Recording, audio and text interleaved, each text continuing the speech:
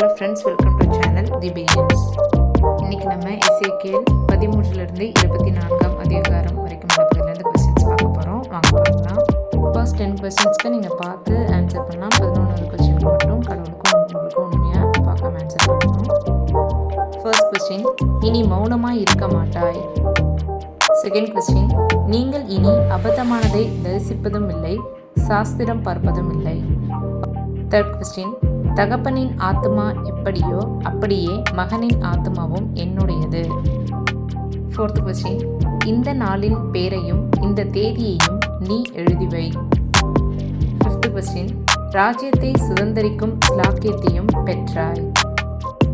Sixth question, முறைகேட்டை தேசத்தை விட்டு ஒழிய பண்ணுவேன். செவன்த் கொஸ்டின், தாழ்ந்தவனை உயர்த்தி உயர்ந்தவனை தாழ்த்துவேன். எய்த் கொஸ்டின், இது மிகுந்த தண்ணீர்களின் ஓரமாகிய நல்ல நிலத்தில் நடப்பட்டிருந்தது.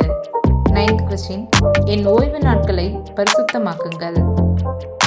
10th கொஸ்டின், நான் உங்கள் தேவனாகிய கர்த்தர் என்று நீங்கள் அறியும்படிக்கு அவைகள் எனக்கும் உங்களுக்கும் அடையாளமாய் இருக்கும்.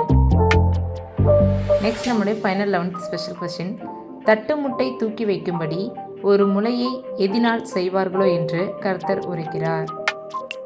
ஓகே ஃப்ரெண்ட்ஸ், இந்த கொஸ்டின்ஸ்க்கு ஆன்சர் தந்தவங்க இந்த வாரம் ஞாயிற்றுக்கிழமைக்கு முன்னதாக உங்களோட ஆன்சரை வாட்ஸ்அப் குரூப்பில் சென்ட் பண்ணுங்கள். லாஸ்ட் வீக் இதை கொஸ்டின்ஸ்க்கு ஆன்சர் பண்ணாங்க நீங்கள் எல்லாருனா இதில் வின் பண்ணியிருக்கிறது யாருன்னு பார்த்தீங்கன்னா டிஜே சிஸ்டர். ஃபுல் மார்க் வாங்கியிருக்கீங்க. Congratulation sister. ஓகே ஃப்ரெண்ட்ஸ், நம்ம நெக்ஸ்ட் வீக் மீட் பண்ணலாம். அது வரைக்கும் தேவன் தாமே நம்ம ஆசீர்வதிப்பாங்க.